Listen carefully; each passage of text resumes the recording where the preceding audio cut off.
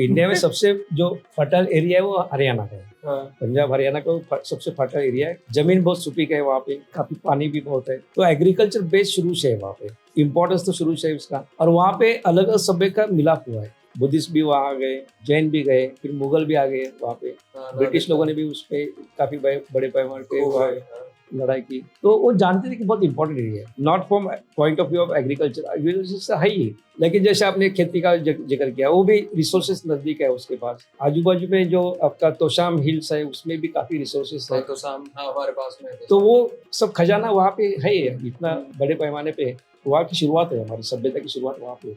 अच्छा, हरियाणा से। बिल्कुल। लोगों को लगता है जब आप बोलते हैं ना हरियाणा के लोग, तो ऊंचे आवाज में बोलते हैं, लोगों को लगता है ये झगड़ा कर रहे हैं, हाँ, लेकिन झगड़ा नहीं, वो तो उनका टोन ही वैसा है। और इतने प्रेमी लोग होते हैं, क्योंकि हमने काफी साल, हमने लगभग 16-17 साल हमने काम किया हरियाणा में, तो हम जानते हैं कि लोग काफी अच्छे लोग हैं, लेकिन वो मिसअंडरस्टैंडिंग लोगों की, भाई ये झगड़ा लोग है, ये ऐसे नहीं है वैसे।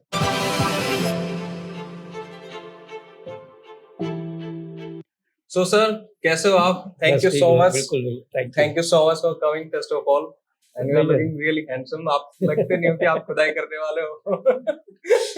यू। खुदाई जिंदगी में खुदाई किया हम लोगों ने। तो ये कब से आपका गांव कौन सा है? चिपोल या चिनोल, क्या नाम? महाराष्ट्र में कोंकण रीजन में चिपळूण जगह है, चिपळूण, चिपळूण हाँ कोंकण में आता है वो। हाँ, तो वहां से हूँ मैं, लेकिन पूरी लाइफ हमारी पुणे में गई है। पुणे में एजुकेशन हुआ, फिर वहां पे सर्विस किया हमने, फिर वहां से रिटायरमेंट के बाद मैं गुजरात गया। अच्छा। 2019 में, और वहां पे एक गवर्नमेंट ऑफ इंडिया का सबसे बड़ा नेशनल मैरीटाइम हेरिटेज कॉम्प्लेक्स बन रहा है, और उसमें नेशनल मैरीटाइम हेरिटेज म्यूजियम बन रहा है सबसे बड़ा। अच्छा, तो उसका पूरा वो कंसेप्ट और ये मैं डेवलप कर रहा हूँ उसको। ओके। और सर आप हरियाणा में फिर कब पहुंचे आप? हरियाणा में ऐसा हुआ, मेरा हरियाणा में पहुंचना एक सिस्टमेटिक था, ऐसा नहीं कि मैं ऐसा ही पहुंच गया। मैं महाराष्ट्र में, जो महाराष्ट्र की जो जिसको हम अर्ली फार्मिंग कल्चर्स बोलते हैं, उसके ऊपर मैंने स्टडी करना शुरू किया। लगभग 3,500 4,000 साल पुरानी सभ्यता थी वहाँ पे। तो वहाँ पे ये लगा कि हमको कि ये सभ्यता का उगम वहाँ पे नहीं हुआ है। तो हो सकता है कि कोई किसी लोगों ने उनको वो जो साइंस और टेक्नोलॉजी का जो पार्ट है वो उनसे कुछ इन्होंने लिया होगा। तो फिर कहाँ से लिया होगा? तो इसके पहले हड़प्पन लोग ये सब जानते थे, उनका नॉलेज था ये। तो फिर वहां से मैं गुजरात आया। गुजरात में कोई एक्सकर्शन शुरू किया मैंने। गुजरात में कुछ हमको ये मिला कि गुजरात और महाराष्ट्र का हड़प्पन काल में कुछ संबंध था, इसका प्रमाण हमको वहां पे मिला। लेकिन इसका जो हड़प्पा सभ्यता है उसका उगम नहीं मिला उसमें। ओके। तो फिर उसके बाद मैं राजस्थान गया उसमें। राजस्थान जो मेवाड़ रीजन है वहाँ पे मैंने काम किया, वहाँ पे कुछ एक्सकर्शन किया मैंने। तो वहाँ पे एक ऐसा हमको एविडेंस मिला कि हड़प्पा के बाहर एक सभ्यता उस मेवाड़ रीजन में भी एक फली फूली थी। ओके। और उसका और हड़प्पन लोगों का संबंध था। ओह। देवा कुछ उनसे इंटरकनेक्शन था, कुछ आपस में लेन देन थी उसकी। लेकिन उसमें भी हड़प्पा सभ्यता का मूल नहीं मिल रहा था। ओके। तो मूल ढूंढने के लिए मैं सरस्वती में आ गया। अच्छा। और हम मानते हैं कि हरियाणा सरस्वती जो नदी है, जो मेजर पार्ट तो हरियाणा में उसका होता है। तो उस एरिया में जो आपको अभी जो प्रमाण मिल रहे हैं, तो हमारी जो सभ्यता है, ये भारतीय सभ्यता, उसका उगम सरस्वती में है। ओके। उसके प्रमाण मिल रहे हैं। तो एक साइट है वहाँ बिराना करके साइट है हरियाणा में। पर सर उससे पहले मैं आपको रोकना चाहूँगा एक भिराना से पहले। अब हमारे यहाँ मैं पूरी इसको एक बैकग्राउंड देता हूँ कि हमारे यहाँ ये माना जाता है कि भाई हरियाणा का कल्चर कोई कल्चर ही नहीं है, हरियाणा का कल्चर एग्रीकल्चर। पर हरियाणा तो सिविलाइजेशनल जगह है, उसके बारे में किसी को पता नहीं। और मतलब आप जैसे सरस्वती रिवर बता रहे हो, और ये सारा का सारा जो इतनी ज़्यादा वहाँ पे हड़प्पन साइट्स हैं, एंसेंट साइट्स हैं, जिसमें आप जैसे आपने स्टार्ट किया, तो वो क्या सिनेरियो है? उस कल्चर को आप किस तरीके से देखते हैं? देखिए, एग्रीकल्चर हरियाणा का बहुत इम्पोर्टेंट है, लेकिन इसकी शुरुआत भी हड़प्पन काल में हुई है। अच्छा। हड़प्पा के जो लोग वहाँ रहते थे बेसिकली वो एग्रीकल्चर करते थे। ओके।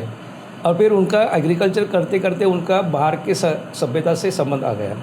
उनके साथ उनके ट्रेड कॉन्टैक्ट शुरू हो गए। और फिर वहाँ से बाहर से काफ़ी बड़े पैमाने पे ये आने लगा, रेवेन्यू आने लगा, संपत्ति आने लगी, और उसका उपयोग हड़प्पन लोगों ने फिर अपना विकास करने के लिए उसका उपयोग किया। पहले वो ग्रामीण सभ्यता थी, गांव में रहते थे वो लोग, फिर धीरे धीरे उसको एक नागरिक सभ्यता उन्होंने तैयार की उसको। तो उसका उगम हरियाणा में मिलता है हमको। हो सकता है किसी और जगह भी हो सकता है, लेकिन इसके प्रमाण अभी तक सिर्फ हरियाणा में मिले हमको। और उसके प्रमाण जो है काफ़ी पीछे जा रहे हैं अभी। जो हम मानते थे कि सिंधु सभ्यता की शुरुआत सिंधु नदी में उस एरिया में हुई होगी, उसके प्रमाण अभी तक उसके प्रमाण इसके ओरिजिन के प्रमाण नहीं मिल रहे, लेकिन यहाँ पे मिला है। इसलिए मैंने हरियाणा में जो साइट भिराना उसका मैंने उल्लेख किया कि वहाँ पे जो एक्सकर्शन हुआ था, आर्कियोलॉजिकल सर्वे ऑफ इंडिया ने किया था, तो उनको वहाँ पे एक शुरुआत का एक फेज मिला जहाँ के इस सभ्यता की शुरुआत हुई थी। और फिर उसमें धीरे धीरे उसका विकास कैसे होता गया, उसके प्रमाण वहाँ मिलने लगे। और वहाँ पे जो डेट्स मिली थी, जो प्रॉपर जिसको हम कार्बन 14 डेट्स बोलते हैं, जिससे पता चलता है कि ये सभ्यता कितनी पुरानी है, तो वो डेट से पता चला कि लगभग ईसा पूर्व 6000 के आसपास उसकी शुरुआत हुई थी। मतलब 4000 BC? नहीं, 6000 BC। 6000 इसका मतलब 8000 साल पुरानी सभ्यता, वहाँ उसकी शुरुआत वहाँ पे हुई थी। और वेस्ट के लोग तो इस चीज़ पे काफ़ी डिस्प्यूट करते हैं कि इतना पुराना नहीं हो सकता है। नहीं, वेस्ट का मैं बता रहा हूँ, उनका जो दोगलापन है ना, कि जब एक साइट है मेहरगढ़ पाकिस्तान में साइट है, तो वहाँ पे उन्होंने एक्सकर्शन किया था, फ्रेंच लोगों ने एक्सकर्शन किया था। तो उनके यहाँ फिर उन्होंने जब एक्सकर्शन किया था 60s और 70s में काम किया था, तो वहाँ पे जब उनको डेट मिलने लगे, अर्ली डेट्स मिलने लगे, तो लगभग 7000 BC के आसपास जा रही थी डेट। अच्छा, 7000 BC। तो वहाँ उन्होंने पब्लिश किया, तो किसी ने उनके ऊपर कोई ये नहीं किया कि आप सही बोल रहे हैं, गलत बोल रहे हैं, ऐसा किसी ने ये नहीं किया। लेकिन जब यहाँ की जो काम जो इंडियन आर्कियोलॉजिस्ट ने शुरू किया था, तो उनको थोड़ा लगा कि ये तो इनके ऊपर कुछ बोलना चाहिए। तो फिर वो क्रिटिसिज्म शुरू किया कि ये आपकी जो डेट है गलत होगी, अच्छा, इतनी पुरानी नहीं हो सकती। तो हमने उसको ये नहीं किया कि आप ऐसे बोल रहे हैं, ऐसा ये नहीं किया, हमने उसको चैलेंज करके लिया। अच्छा, तो फिर क्या किया कि वहाँ उस साइड से तो डेट अर्ली मिल रही थी, फिर हमने एक 4-5 और साइट्स का एक्सकर्शन किया हमने। उसमें मैंने एक गिरावट करके साइट है, वहाँ पे गिरावट कहाँ? हरियाणा में। और एक फरमाना साइट है, फरमाना महम के नज़दीक। फिर एक मिताथल साइट है, भिवानी में हो, और फिर हरियाणा ये राखीगढ़ी। तो वो चारों एक्सकर्शन मैंने किया था उस एरिया में, और चारों एक्सकर्शन में मुझे काफ़ी अर्ली डेट्स मिले। अच्छा, कि जो लगभग 5500 से 6000 BC पीछे जा रहे। तो अभी हमको मालूम है कि हमारे पास काफ़ी डेटा है, काफ़ी अर्ली डेट्स है, उससे हम बता सकते हैं कि यहाँ की शुरुआत है काफ़ी अर्ली है। ओके, हम ये नहीं क्लेम कर रहे कि यहाँ शुरुआत होगी पर यहाँ से वो सिंधु घाटी में चले गए, ऐसा नहीं बोल रहे। हो सकता है वहाँ पे भी ऐसी अर्ली साइट्स होंगी, लेकिन उसका अभी तक खोज नहीं किया, उसका एक्सकर्शन नहीं हुआ है। ओके, तो सर इसमें एक जब बिल्कुल अगर स्टार्टिंग की हम बात करें तो एक भाई साहब हैं सर जॉन मार्शल, जो पहले कांसास में और वहाँ पर उन्होंने एक्सकर्शन किया, और उनके बाद उनको डीजी बनाया गया 1901 के आसपास में, 1902 में आए, और उन्होंने फिर तक्षशिला में और मोहनजोदाड़ो, हड़प्पा, वहाँ पे वो किया, और एक स्टार्टिंग होती है इंडस वैली सिविलाइजेशन की। और जिसको आज के टाइम में लोग सरस्वती वैली सिविलाइजेशन भी बोलते हैं, और ये सारा का नॉट वैली मतलब सरस्वती सिविलाइजेशन, सिंधु सरस्वती या सरस्वती, वो सब सप्त सिंधु, हाँ, सब सिंधु और ये सारा। तो सर इसमें जॉन मार्शल ने जब ये देखा कि भाई इतनी बड़ी साइट वहाँ पे है, तो जिनको वो जनक कहा जाता है, तो उसके बाद में जितने भी ये सारे साइट्स हैं उनको हड़प्पन साइट्स कहा जाने लगा। तो वो कब वो एक माइलस्टोन था ASI का वहाँ से पता करने का, या फिर वो गलती से उससे हो गया जिसको फिर और तरीके से क्लेम किया जाने लगा? नहीं, एक तो मैं बोलूँगा बहुत इम्पोर्टेंट माइलस्टोन था, जिसको हम बोलेंगे कि सदियों की एक सबसे इम्पोर्टेंट डिस्कवरी थी वो उस शताब्दी की। उसमें शुरुआत एक एक्सीडेंटल शुरुआत हुई थी। अच्छा, एक्सीडेंटल शुरुआत हुई थी। हड़प्पा जो साइट है पंजाब, पाकिस्तान के पंजाब एरिया में, तो वहाँ के नज़दीक एक लाहौर मुल्तान रेलवे लाइन का काम चल रहा था। तो साइट के नज़दीक से लाइन जा रहे थे, तो लोगों ने देखा कि वहाँ के जो ब्रिक्स है वो दिख रहे थे, तो उसको निकाल के उसको रेलवे लाइन के ये स्लीपर बनाने के लिए उसका यूज़ कर रहे थे। तो फिर जॉन मार्शल को जब उन्होंने सबसे बड़ा काम उन्होंने ये किया कि वो जो डिस्ट्रक्शन हो रहा था उसको रोका उन्होंने पहले। और फिर उनको लगा कि यहाँ पे कुछ एक्सकर्शन करके कुछ देखना चाहिए। तो फिर उन्होंने वहाँ पे एक्सकर्शन शुरू किया 1920-21 में। उसी टाइम फिर मोहनजोदड़ो साइड का भी ये जिक्र हुआ था, वो साइड नोन थी, तो वहाँ पे भी उन्होंने काम शुरू किया। दोनों साइड पे साइमल्टेनियसली काम शुरू किया उन्होंने।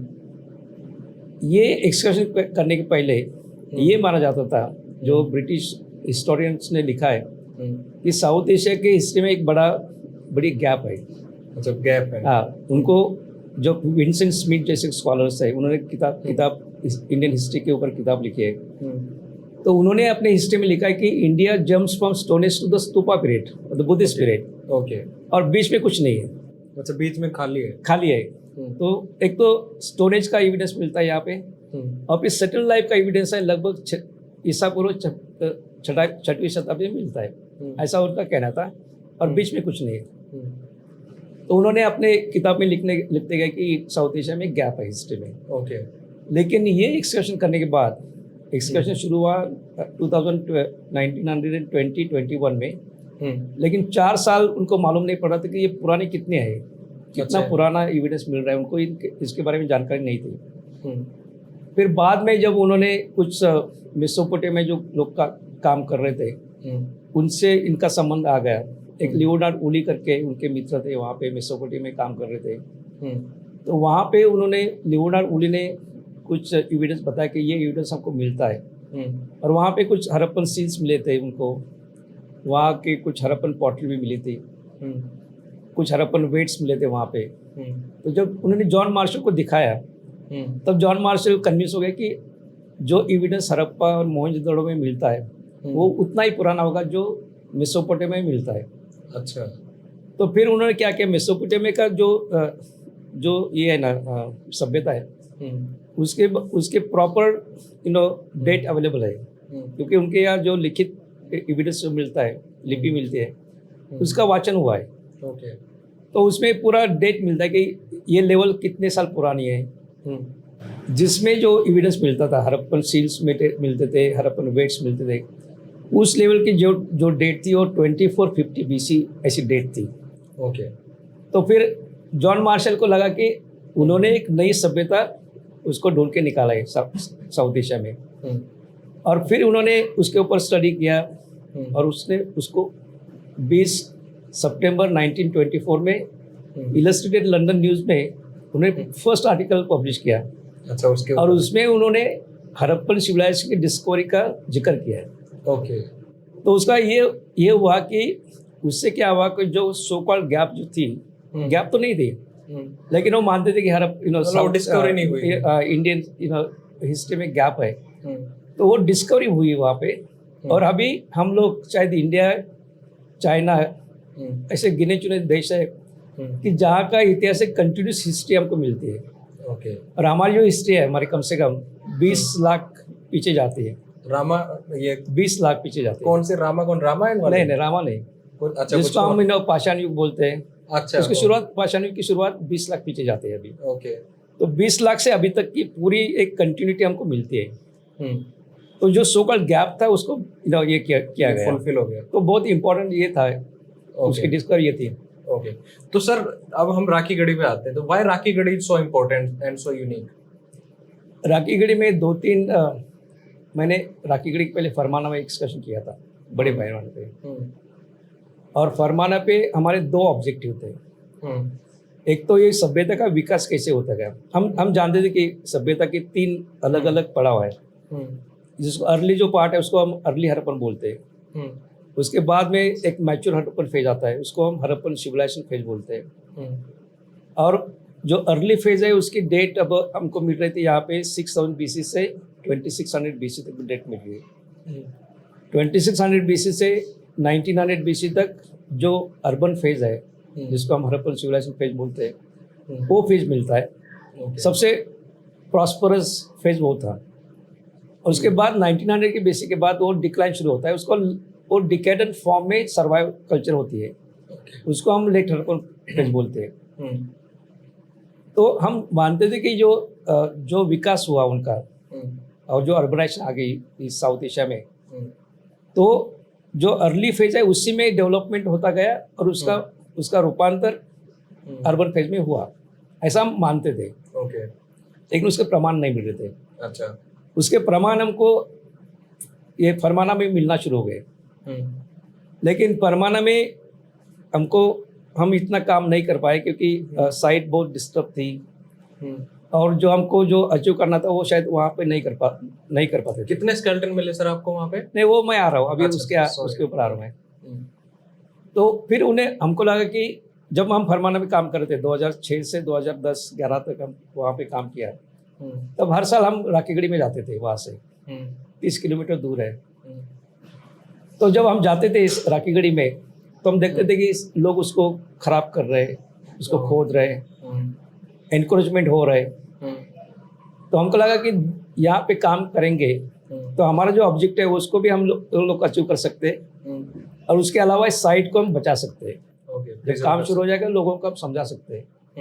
इसलिए हमने वहाँ काम शुरू किया और वहाँ पे हमको एक प्रमाण मिले कि अर्ली हड़प्पन से जो हड़प्पन सिविलाइजेशन का जो फेज है उसमें विकास कैसा होता गया, उसके प्रमाण बहुत अच्छे मिले हमको वहाँ पे। तो अभी साइंटिफिकली हम बोल सकते हैं कि इस सभ्यता का विकास कैसे होता गया और इस पार्ट में साउथ एशिया में अर्बनाइजेशन की शुरुआत कैसे हुई थी। काफ़ी लोग मानते थे कि शायद ये अचानक शुरुआत हो गई, वैसा नहीं। उसके पीछे बहुत बड़ा एक प्रेसिडेंस है वहाँ पे। 6000 BC के आसपास शुरुआत होती है। 6000 BC से लेके 2600 BC तक उसका निरंतर उसका विकास होता था और उसके फिर रूपांतर उसका अर्बन फेज में हुआ।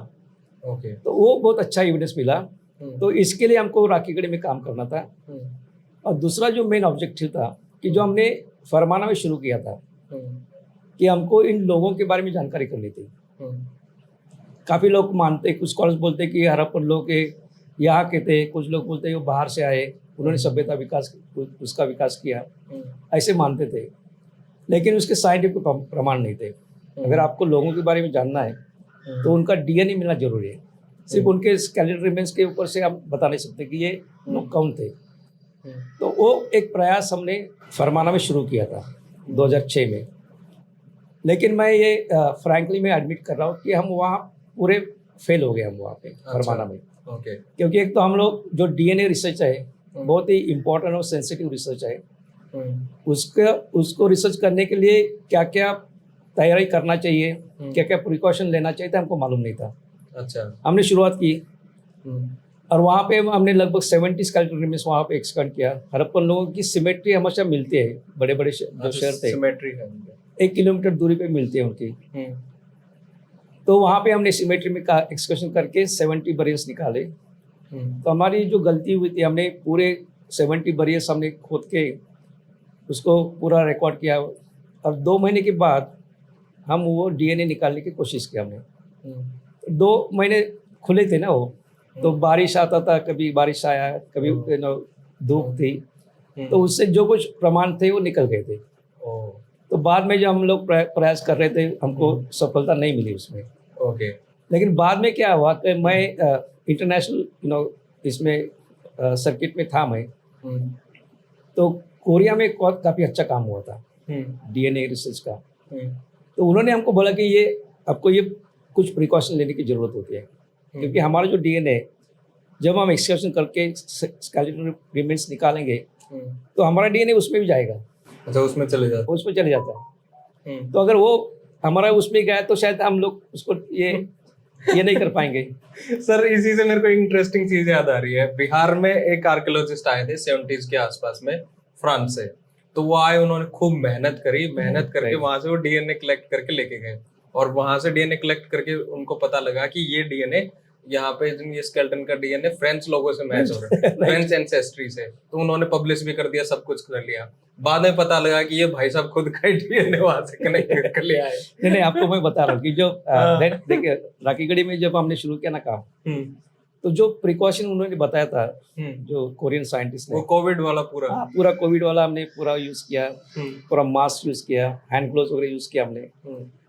और हमने एक्सकर्शन शुरू किया। तो एक्सकर्शन शुरू करने के बाद हमने पूरा जो प्रोटोकॉल फॉलो करना था, जो फरमाना में गलती की उसको हमको दोहराना नहीं था यहाँ पे।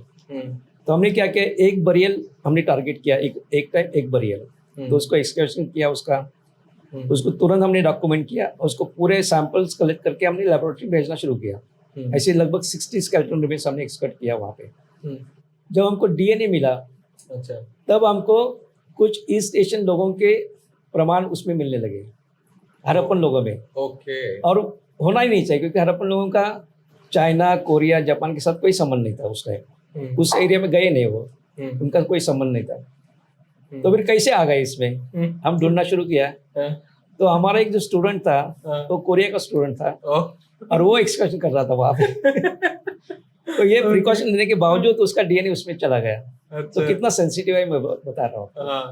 तो सर ये जो राखी गढ़ी है अपना, तो ये तो एक मेट्रोपॉलिटन सिटी सॉर्ट ऑफ था तब का, और मोहनजोदाड़ो शायद 350 हेक्टेयर में है, और ये 550 हेक्टेयर में। तो इतना बड़ा सारा टाउन, उसकी क्या उस वक्त इम्पोर्टेंस थी, क्या उसका आर्किटेक्चर है, और किस तरीके का लोगों का डे टू डे लाइफ थी वहाँ पे? देखिए, जैसे हड़प्पा सिटीज में जो एविडेंस मिला है, राखीगढ़ी में इतना बड़ा हमने काम किया नहीं, और करने की जरूरत भी नहीं, क्योंकि उनके सिटी लाइफ के बारे में हड़प्पा मोहनजोदड़ो से जो डेटा मिलता है हमको, इवन धोलावीरा एक साइट है इंडिया में, गुजरात में, उससे जो डेटा मिलता है उनके सिटी लाइफ के बारे में काफ़ी जानकारी है।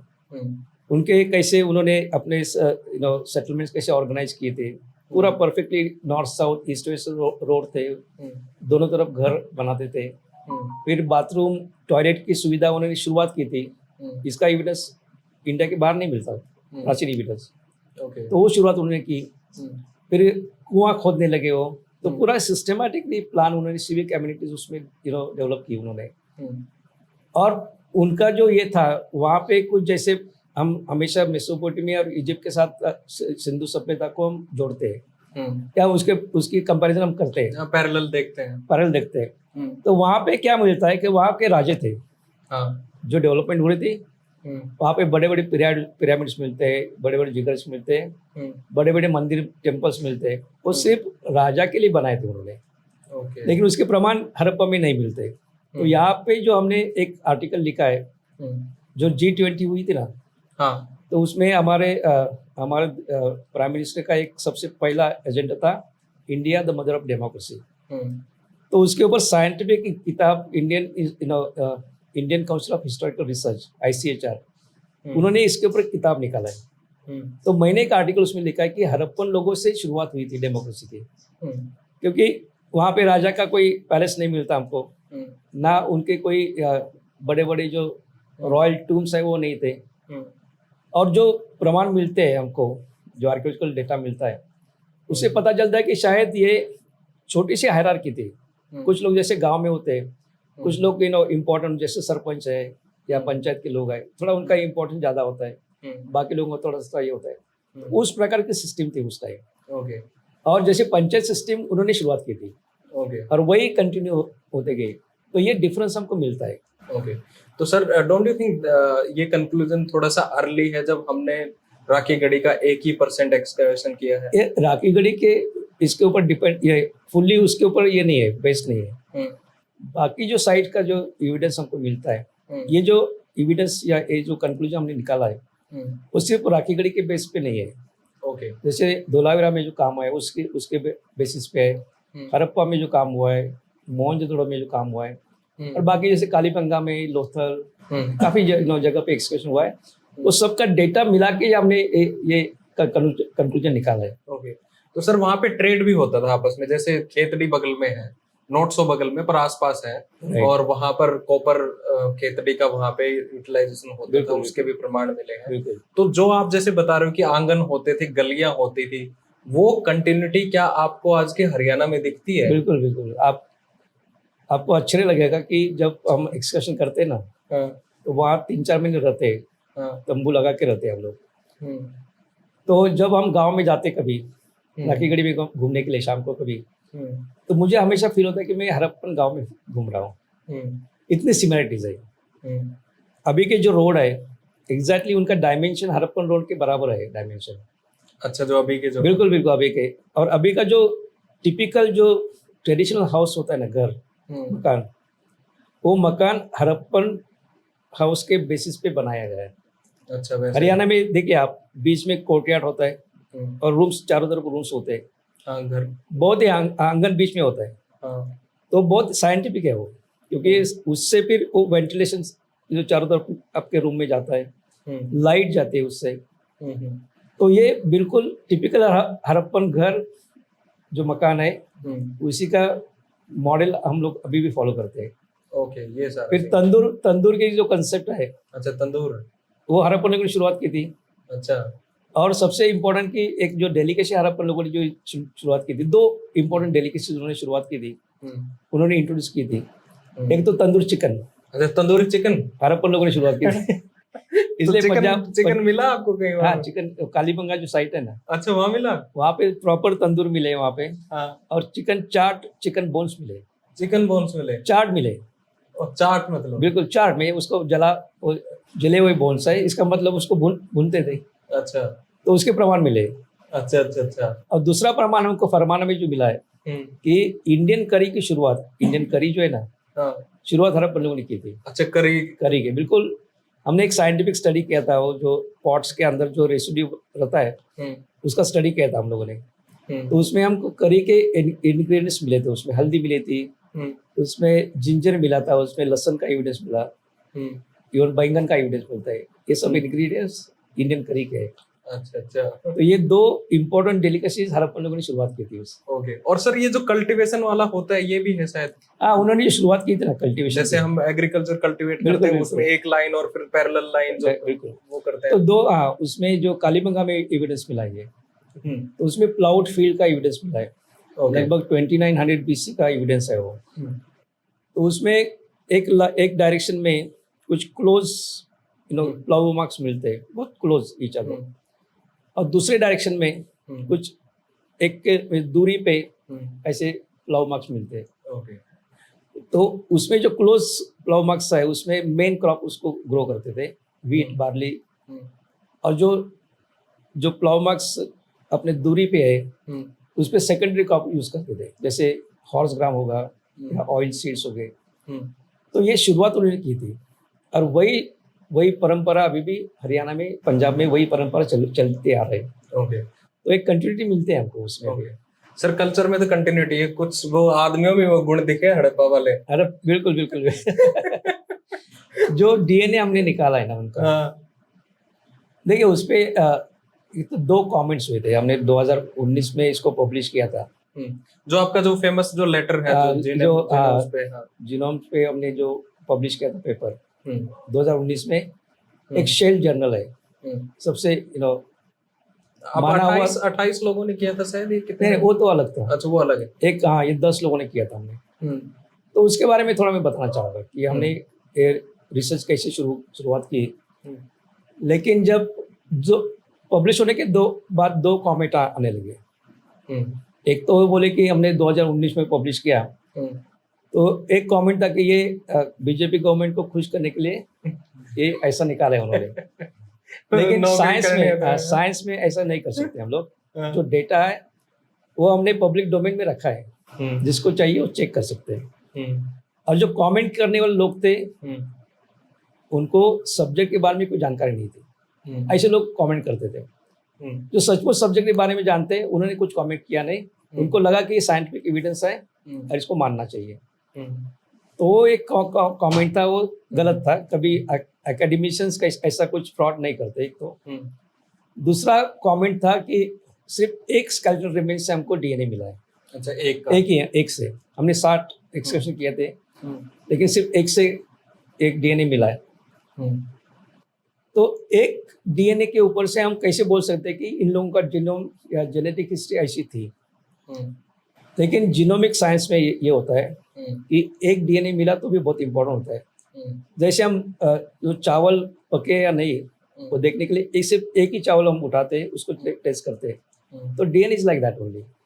आपको 10 डीएनए स्केलेटल रिमेन्स से मिला, तो उसका भी एविडेंस या उसके भी कंक्लूजन वही होंगे जो एक से मिला है।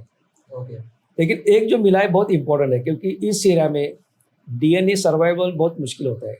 ओके। जो क्लाइमेटिक कंडीशंस है, इस कंडीशन में सर्वाइवल बहुत मुश्किल होता है। तो सर ये जो आपने 2019 में ये लिखा है, इसका मेन क्रक्स क्या है? मेन क्रक्स यही मेन है क्रक्स कि ये आर्यन है, इन्वेजन नहीं थ्योरी। नहीं, मेन क्रक्स ये हाँ। है, आर्यन डायरेक्टली हम आर्यन इन्वेजन थ्योरी पे नहीं जा रहे हैं। हम्म, उसका ये है कि हम एक जेनेटिक क्रोनोलॉजी करके यूज करते हैं हम लोग।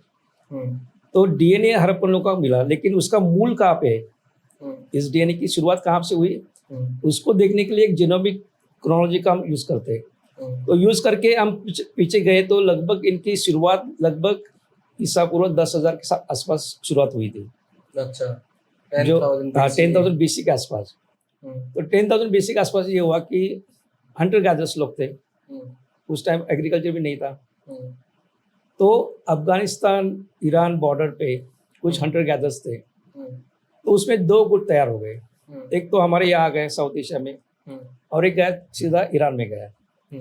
जो ईरान में गया वो वहाँ के जो आगे अनाटोलियन लोग थे उनके साथ मिक्स होते गए वो लोग। लेकिन साउथ एशिया में जो लोग आ गए इस एरिया में, उनका डीएनए वो मिक्सिंग नहीं हुआ किसी के साथ। उनका थोड़ा बहुत होता था, लेकिन इतना नहीं हुआ कि उसका पूरा डीएनए चेंज हो जाएगा, इतना मिक्सिंग नहीं हुआ था। और उनका डीएनए धीरे धीरे उसका तो चेंज होता गया, जिसको हम म्यूटेशन बोलते हैं, म्यूटेशन। और डीएनए म्यूट होता गया, और फिर एक डिस्टिंक्ट जीन्स तैयार हो गए साउथ एशिया में, जिसको हम ancient ancestral South Asian genes बोलते हैं। अच्छा। तो वो तैयार हो गए। ओके। वही जीन्स हड़प्पन लोगों में आ गए, और वही जीन्स काफ़ी इंडियन लोगों में वही जीन्स आ गए। फिर हमने क्या किया कि मॉडर्न लोगों का भी हमने डीएनए ये किया, डीएनए निकाला, उसको हम कंपैरेटिव स्टडी करना था हड़प्पन डीएनए के साथ। तो हमको ये हमने लगभग 140 डिफरेंट ग्रुप्स है साउथ एशिया में, सबका डीएनए हमने ये किया। जो हैदराबाद में CCMB, centre for cellular and molecular biology है, उसमें सब ये लाइब्रेरी है, सब डेटा हमारे पास है। तो उसका यूज करके हमने हड़प्पन लोगों के साथ कंपेयर किया। तो हमको ये मिला कि अंडमान निकोबार से लेके कश्मीर लद्दाख तक, और पूरे अफगानिस्तान से लेके पूरा यहाँ तक जो लोग हैं, majority of the population, they appear to be the descendants of the Harappans. हम अच्छा। मैं महाराष्ट्र से हुआ, आप हरियाणा से, लेकिन हम दोनों का डीएनए एक ही है। अच्छा। आप हिंदू हो, मुस्लिम हो, क्रिश्चियन हो, सबके डीएनए एक ही है। तो ये एविडेंस हमको मिलता है। तो ऐसा हुआ कि शुरुआत शायद नॉर्थ ईस्ट नॉर्थ वेस्ट में शुरुआत हुई थी हड़प्पन लोगों की, और उसका फैलाव फिर होने लगा। फिर यहाँ से वो मेवाड़ में भी गए, गंगा वैली में भी लोग गए, फिर डेक्कन में लोग गए, फिर साउथ इंडिया में गए, और वहाँ के जो कल्चर थे उसमें मिक्स होते गए लोग। और फिर एक स्टेज में हड़प्पन लोगों का डीएनए डोमिनेट होता गया। ऐसा पूरा डीएनए, हड़प्पन लोगों का डीएनए सब जगह फैलने लगा। और अभी भी हम लोग ये करते हैं, क्लेम करते हैं कि एक इंडिकेशन मिल रहा है हमको स्ट्रांगली कि हमारी जो एंसेस्ट्री है वो हड़प्पन एंसेस्ट्री है हमारी। तो वो सबसे बड़ा एक एविडेंस मिलता है।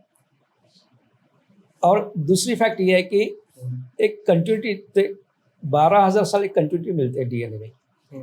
अगर कुछ लोग बोलते हैं कि आर्यन बाहर से आए, उन्होंने यहाँ के लोगों को मारा, साउथ इंडिया में ढकल दिया, अगर ऐसा होता तो दो चीज़ें होती थी। एक तो हमारा जो जेनेटिक हिस्ट्री है वो डिसकंटिन्यू होती थी, और वो बाहर से लोग आते थे, उनकी हिस्ट्री, जेनेटिक हिस्ट्री तैयार हो जाती थी। वैसा नहीं हुआ, एक कंटिन्यूटी मिलती है हमको। दूसरे कि जब बाहर से लोग आते हैं यहाँ पे किसी जगह, हम लोग जब अमेरिका जाते हैं या यूरोप में जाते सेटल होते हैं, तो हम अपने कल्चरल एलिमेंट्स वहाँ लेके जाते हैं। अमेरिका में भारतीय लोगों के घर आप आसानी से पहचान सकते हैं, कि वहाँ कुछ मूर्तियाँ मिलेंगी आपको, कुछ राम सीता का फोटो मिलेगा आपको। एक कल्चरल एलिमेंट्स हम लेके जाते हैं। अगर बाहर से आर्यन, सो कॉल्ड आर्यन बाहर से आते, ऐसा कुछ अगर मानते, तो अपनी सभ्यता यहाँ लेके आते थे। अच्छा। वो नहीं हुआ है। अच्छा। और कल्चरल कंटिन्यूटी हमको 10,000 साल एक कंटिन्यूस कंटिन्यूटी मिलती है हमको। ओके। उसमें कोई ब्रेक नहीं है, ना कोई नई कल्चर का उसमें जन्म हुआ, ऐसा कुछ नहीं मिलता। ओके सर, ये जो जेंटलमैन है मैक्स मूलर, और 1850s के आसपास, 1820 हाँ 20s के आसपास इन्होंने जो ये आर्यन इन्वेजन थ्योरी दी उन्होंने। ऋग्वेद में कई लोग कहते हैं कि ऋग्वेद में पढ़ा आर्य शब्द और वहां से उन्होंने आर्यन किया। और फिर उन्होंने बताया कि सेंट्रलाइज जैसे लोग आए, एक यूरोपियन इन्फ्लुएंस हुआ इंडिया के ऊपर, और एक वो यूरोपियन इन्फ्लुएंस के लिए कहते हैं कि एक क्रिटिक उनका रहता है कि यूरोपियन इन्फ्लुएंस को प्रूव करने के लिए उन्होंने उस चीज को उससे जोड़ के दिखा दिया। इस देश में जिसको थोड़ा बहुत जानकारी है आर्कियोलॉजी की, वो सब ये कहते हैं कि आर्यन इन्वेजन थ्योरी गलत है, पर साइंटिफिक प्रमाण किसी भाई साहब के पास नहीं है कि ये कैसे गलत है। बिल्कुल।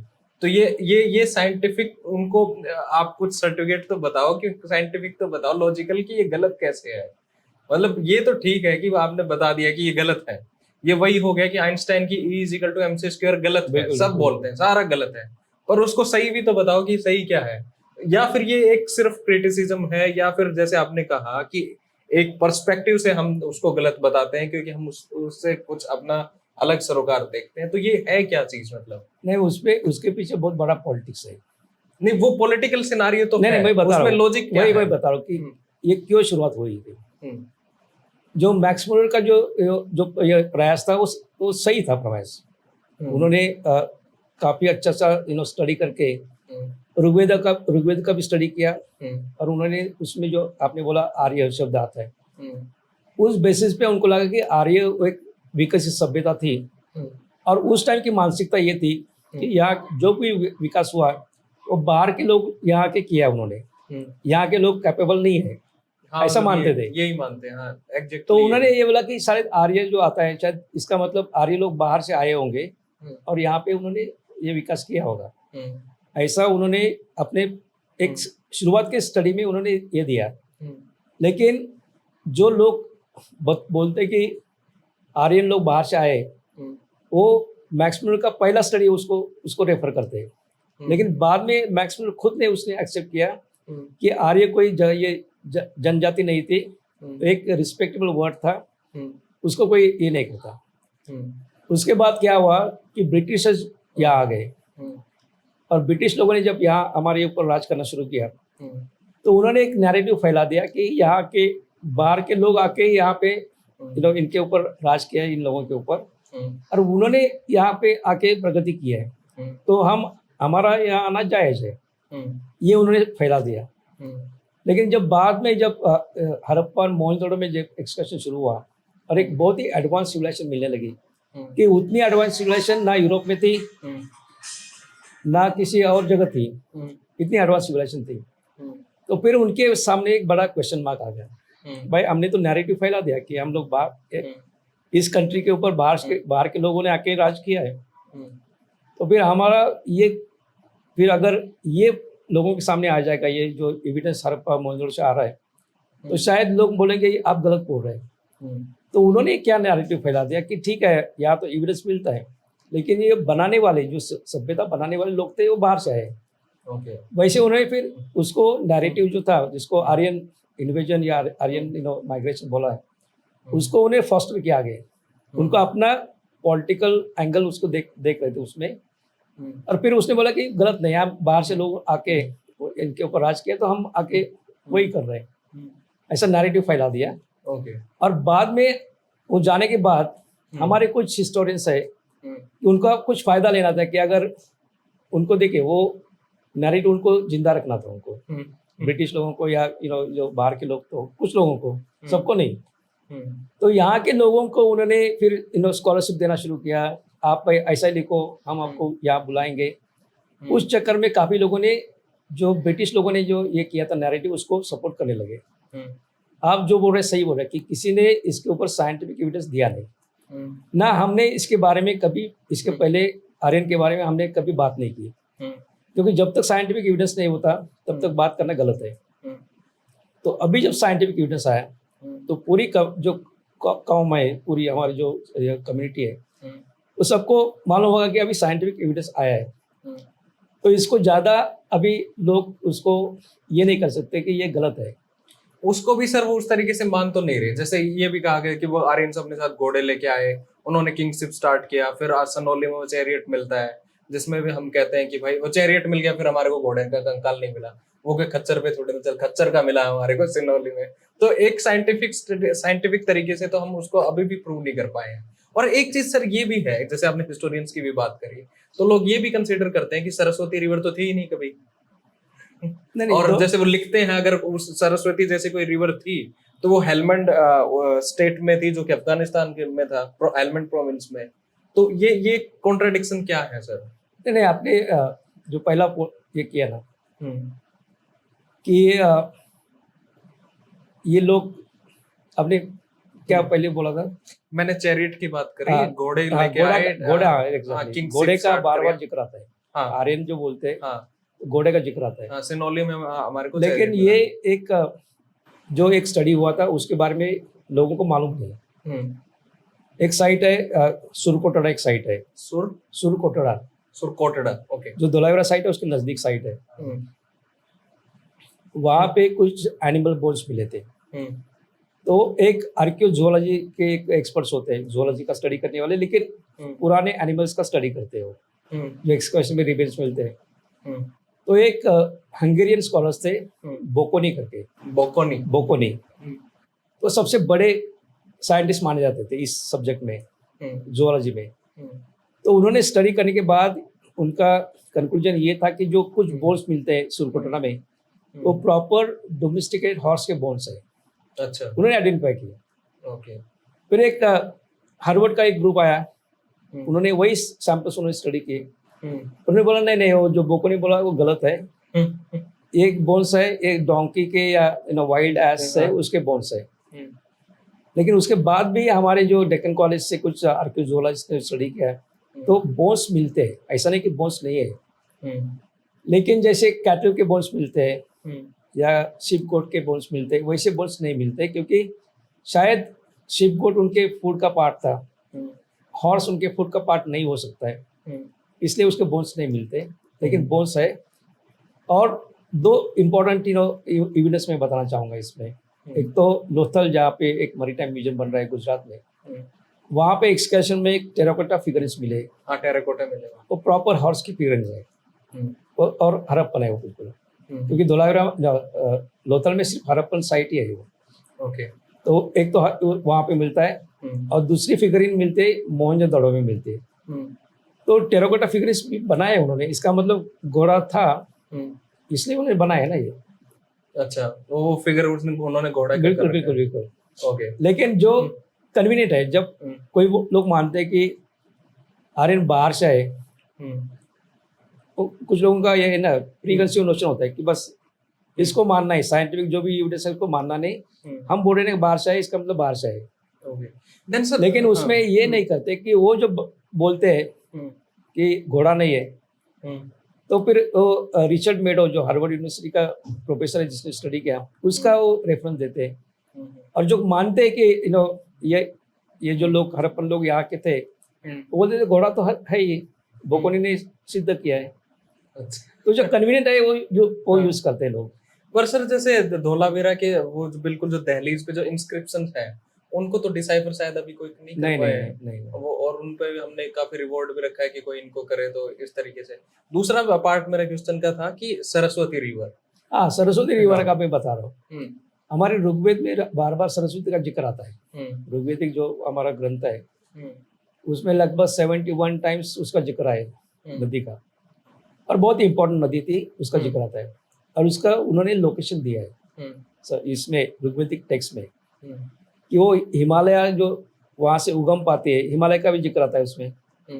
और वो बोलते कि वहाँ डेजर्ट से भी बहती थी वो, जो बीकानेर उस एरिया में, वहाँ से वो बहती थी और समुद्र में मिलती थी। तो वो एक जिक्र आता है। तो उस बेसिस पे हेलमंड में जाने का सवाल नहीं पैदा होता। उस बेसिस पे पंजाब हरियाणा में ये नदी होगी, इसका ये निश्चित था।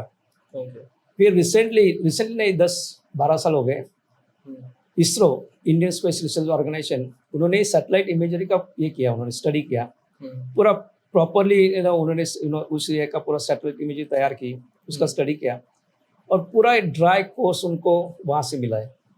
शिवालिक में उसका उगम होता है, river bed, dry river bed मिलता है। शिवालिक में उसका उगम होता है, पंजाब में आती है नदी, पूरे हरियाणा में ये बहती है, फिर वो वेस्टर्न राजस्थान में जाते हैं, उसके बाद जाते हैं पाकिस्तान में चोलिस्तान एरिया में, बहावलपुर डिस्ट्रिक्ट, वहाँ से सीधे नीचे आते हैं गल्फ ऑफ कैंबे में आते हैं, नहीं कच्छ में आती है वो नदी। गनेरी वाला भी तो साइट है वहाँ पे, गनेरी वाला भी उसी के नदी बहावलपुर में उसी के किनारे पे है। धोलावीरा भी लगभग उसके नदी जो समुद्र के मिलते हैं वहाँ पे नजदीक ये धोलावीरा साइट है। ओके सर, एक हरियाणा में और भी चीज बड़ी कॉमन लैंग्वेज में कही जाती है कि हरियाणा में तो कितने कस्सी मार लो उड़े साइट पड़ी है, मतलब कहीं भी आप डिग करके देखो वही साइट है। तो जैसे आपने भी कहा था कि 2000 ओल्ड हड़प्पन साइट्स है, रूरल साइट्स, जैसे ये आपका ये तो अर्बन साइट थी, ये आपका ये राखी गढ़ी, तो और ये रूरल साइट आपको हरियाणा साइड में है और कहाँ कहाँ पे आपको नजर आती है? देखिए उसका जो उगम है आप देखेंगे, जो स्प्रेड देखेंगे ना, तो जम्मू से शुरुआत है। अच्छा, जम्मू से? जम्मू में एक महीना मंडा करके जगह है, मंडा, तो वहाँ पे एक साइट है। जम्मू के बाद पंजाब में साइट्स मिलते हैं, पूरे हरियाणा में मिलते हैं, फिर वेस्टर्न राजस्थान और गुजरात में मिलते हैं, इंडिया में अप टू महाराष्ट्र बॉर्डर, और फिर पाकिस्तान में जो पंजाब प्रोविंस है वहाँ पे मिलते हैं, सिंध प्रोविंस में मिलते हैं, बलूचिस्तान में भी आगे साइट्स मिलते हैं। तो ये एरिया उनका था हड़प्पन लोगों का। और 2000 साइट जब बोलते हैं उसमें अलग अलग प्रकार की साइट्स थे, वो उसमें शहर भी आते हैं, उसमें छोटे टाउन्स भी आते हैं, और काफ़ी बड़े विलेजेस में आते हैं। तो ये जो उनकी जो शुरुआत हुई थी, अर्बनाइजेशन की शुरुआत जो हुई थी, तो कुछ शहर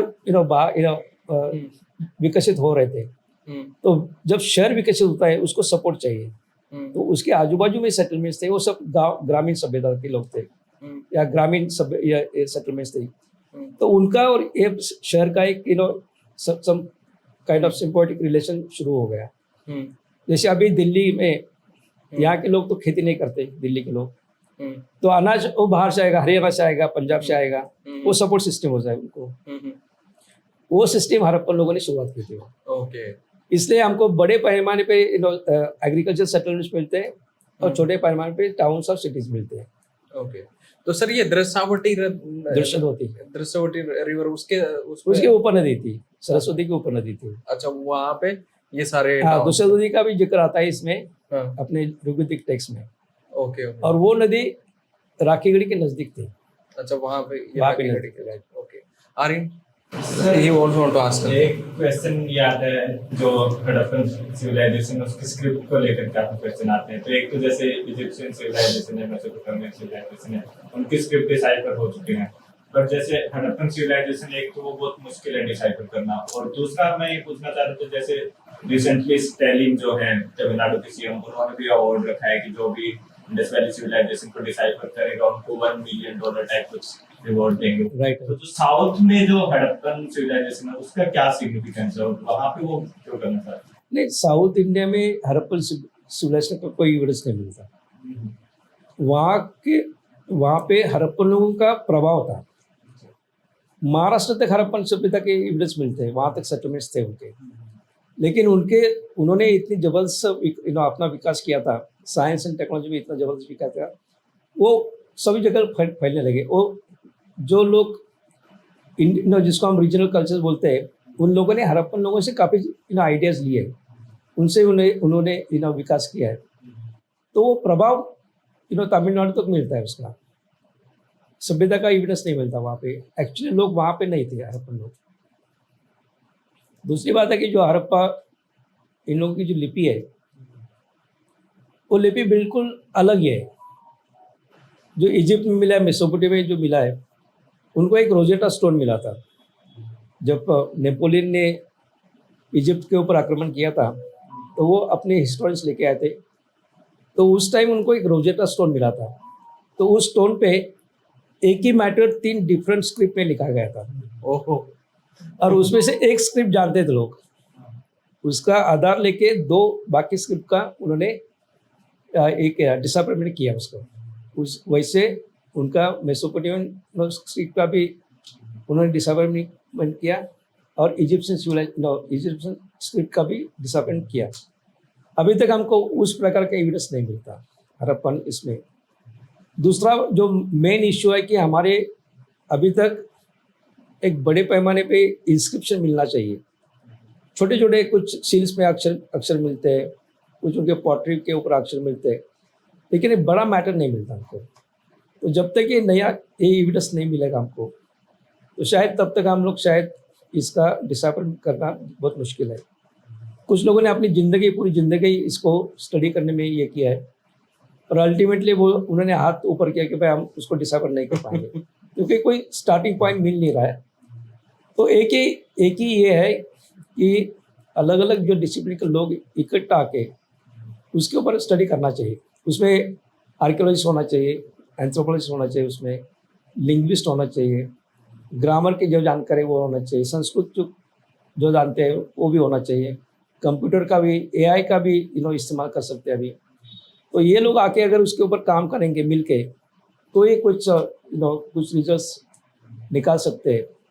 लेकिन डिफ़िकल्टी ये है कि वो जो स्क्रिप्ट थी किसी से मिलती भी नहीं, बिल्कुल अलग अलग स्क्रिप्ट थी, इसलिए वो स्टार्टिंग पॉइंट नहीं मिलता हमको। और सर जैसे हम देखते हैं कि कल्चरल कंटिन्यूटी देखते हैं हड़प्पा से लेकर, या फिर जो टाउन प्लानिंग या सिटी प्लानिंग इन सब की कंटिन्यूटी देखते हैं, तो स्क्रिप्ट के मामले में एकदम से अब्रप्ट ब्रेक कैसे आ गया कि मतलब जो हड़प्पन्स ने जो स्क्रिप्ट यूज की उसके बाद में वो स्क्रिप्ट इंडिया में कहीं यूज ही नहीं हुई?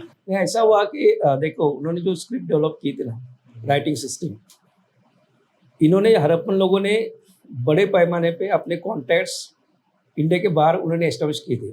उनके ईरान के साथ संबंध थे, कॉन्टैक्ट थे, ओमान, बहरीन, फिर इराक जिसको हम मेसोपोटामिया बोलते हैं, और इजिप्ट। तो ये इंटरनेशनल ट्रेड करने के लिए उनको लैंग्वेज की ज़रूरत होती थी, स्क्रिप्ट की और लैंग्वेज की ज़रूरत होती है। और उस टाइम कुछ इजिप्शियन इसमें कुछ सील्स मिले हमको मेसोपोटामिया में। उसमें एक सील में एक बीच में आदमी मिलता है, एक तरफ मेसोपोटामियन मर्चेंट्स है, एक तरफ हड़प्पन मर्चेंट्स है, और बीच वाला वो दोनों लैंग्वेज जानने वाला है। इंटरप्रेटर जो कल्पना है उस टाइम से है। इसका मतलब कुछ लोग दोनों तरफ की लैंग्वेज जानने वाले थे, स्क्रिप्ट जानने वाले थे, लेकिन डिफ़िकल्टी ये है कि उसके प्रमाण हमको नहीं मिल रहे। और जब तक बड़े पैमाने पे जो स्क्रिप्ट इंस्क्रिप्शन नहीं मिलते, बड़ा मैटर नहीं मिलता, तब तक शायद इसको ये करना, डिसाइड करना बहुत ही मुश्किल है। और सर एक ये भी आता है जैसे मतलब रिलीजन का हमें कोई स्पेसिफिक प्रमाण नहीं मिलता है, जैसे राइट। हम मतलब वो गोडेस अर्थ होते हैं, जो पशुपति सील है, ये सब मिलते हैं, इनके बेसिस पे हम थोड़ा कह सकते हैं कि काइंड ऑफ कुछ रिलीजन था। बट जैसे स्पिरिचुअलिटी के हमें ऐसे कई बार मिलते हैं कि जो बरियल्स है हड़प्पन के टाइम में, कि आप इंसान के साथ मतलब कुत्ता है या तो उनके डोमेस्टिक एनिमल्स है या फिर और उनकी जो डे टू डे लाइफ की जो भी चीजें उनको मतलब बरी करते थे इंसान की मौत के बाद। तो जो स्पिरिचुअलिटी का कॉन्सेप्ट कुछ वहाँ पे था, या फिर मतलब जैसे रिलीजियस के बारे में हम कंक्रीट में नहीं कह सकते, व्हाट अबाउट स्पिरिचुअलिटी? नहीं, स्पिरिचुअलिटी देखो, एक तो उनका विश्वास था कि दूसरा लाइफ होता है, इसलिए जो बरी करते थे उसके साथ अनाज रखते थे, पानी रखते थे, उनके गहने रखते थे, हो सकता है उनके ड्रेस भी उसको पहनाते थे, उनके औजार जो यूज़ करते वो भी उसके साथ बरी करते थे। इसका मतलब वो जानते थे कि सेकंड लाइफ है, और सेकंड लाइफ में सब चीज़ें उसको चाहिए। और वो कंसेप्ट अभी भी चल रहा है हमारे इंडिया में, साउथ एशिया में, अभी भी हम मानते हैं कि दूसरा लाइफ होता है। और वो इजिप्शियन कल्चर में भी था, वो इजिप्शियन कल्चर में वो भी कंसेप्ट था। तो ये तो परंपरा इन लोगों ने शुरुआत की थी। उनके डेफिनेटली उस टाइम के मंदिर नहीं मिले हमको। इसका मतलब बड़े पैमाने पे रिलीजन का कोई ये नहीं था, प्रेजेंस नहीं था, लेकिन उन्होंने शिव की पूजा की थी, शिवा की, क्योंकि शिवलिंग मिलते हैं और प्रॉपर लिंग मिले हैं, तो उसकी शुरुआत की थी। और एक हॉर्न डेटी मिलते हैं, छोटे छोटे फिगरेंस मिलते हैं, तो इसका मतलब उसको हम पाशुपति बोलते हैं, लॉर्ड ऑफ बीस्ट। वो शिवा का अर्ली फॉर्म माना जाता है, उसके प्रमाण मिलते हैं। तो शिवा की पूजा होती थी, ये क्लियर है उसमें। फिर बाकी कुछ छोटे छोटे ह्यूमन फिगर्स मिलते हैं, तो उसको इंटरप्रिटेशन अलग अलग लोगों ने अलग अलग इंटरप्रिटेशन दिया है। कुछ लोग मानते हैं कि ये उन्होंने फर्टिलिटी कल्ट का भी ये किया होगा, अच्छा अनाज होना चाहिए इसलिए फर्टिलिटी देवता की भी पूजा की होगी, और उन्होंने नेचर की पूजा की होगी डेफिनेटली। तो उसको इंद्र, वरुण और अग्नि का तो प्रमाण मिलता है तो नेचर की वर्शिप की थी, लेकिन ये जो रिलीजन था वो ज़्यादा इंडिविजुअल था, पब्लिक में ज़्यादा उसको ये नहीं करते थे। तो ये लगता है कि इस प्रकार का उस टाइम रिलीजन था, और ये अपने मानने वाले लोग थे कि भाई हम मानते हैं इसको, ऐसा ही था। और सर एक ये भी आता है, जैसे हम जो हड़प्पन टाइम के जो सोशल स्ट्रक्चर है, जो सोसाइटी के बारे में पढ़ते हैं, और मतलब जैसे इंडिया को काफी क्रिटिसाइज भी किया जाता है कि जो एंशिएंट इंडिया जैसे वैदिक पीरियड और उसके बाद में वहाँ पे जो विमेन की पोजीशन है वो काफी खराब थी, मतलब वहाँ पे डिस्क्रिमिनेशन बहुत ज्यादा है।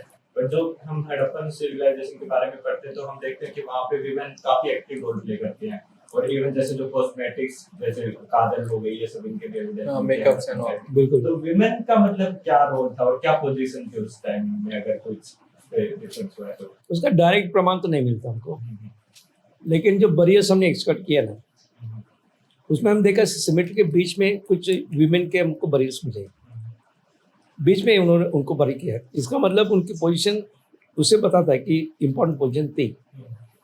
और सिर्फ वीमेन में हमने देखा है कि उनको उनके गहने के साथ उनके जो चीज़ें वो यूज़ करते थे उसके साथ उनको बरी किया था उन्होंने। आदमी के बारे में नहीं मिलते, इसका मतलब वीमेन की पोजीशन अच्छी थी, ये उससे प्रमाण लगा सकते हैं हम लोग, अनुमान लगा सकते हैं। लेकिन एग्जैक्टली उनका रोल क्या था सोसाइटी में, उसके प्रमाण हमको नहीं मिलते।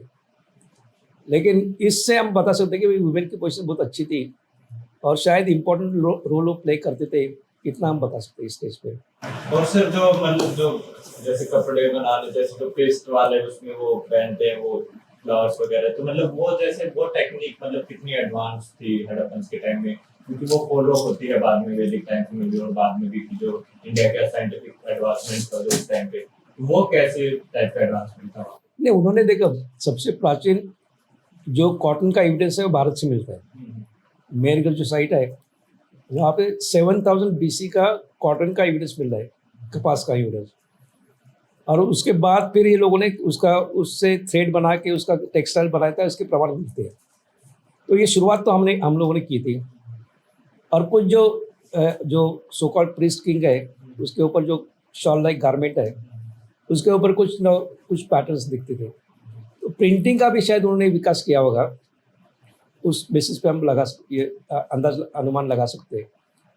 और फिर उनके जो कुछ फिगर्स मिले उस बेसिस पे उस टाइम के गहने कैसे थे, एक्चुअल तो यूनिवर्स मिलता है लेकिन इस कैसे पहनते थे, कैसा पहराव था, उसका भी हम अनुमान लगा सकते हैं। तो अभी के जो लोग पहनते हैं लगभग ग्रामीण भाग में जो लोग पहनते हैं वही लगभग वही परंपरा हड़प्पन लोगों से शुरुआत आगे बढ़ी हुई है। और काफ़ी चीज़ें उन्होंने इंट्रोड्यूस की थी कि जो अभी हम पूरे दुनिया में उसका यूज़ करते हैं। दुनिया के इतिहास में आप देखेंगे हड़प्पन लोगों का बहुत बड़ा योगदान है। उन्होंने जिसको हम साइंटिफिक कंस्ट्रक्शन मेथड जो बोलते हैं, जिसको हम इंग्लिश बॉन्ड कंस्ट्रक्शन मेथड बोलते हैं, कि जब दीवार बनाते हम इसके ईंट की दीवार बनाते तो एक ईंट की लाइन हम हॉरिजॉन्टल रखते हैं, उसके ऊपर के वर्टिकल रखते हैं।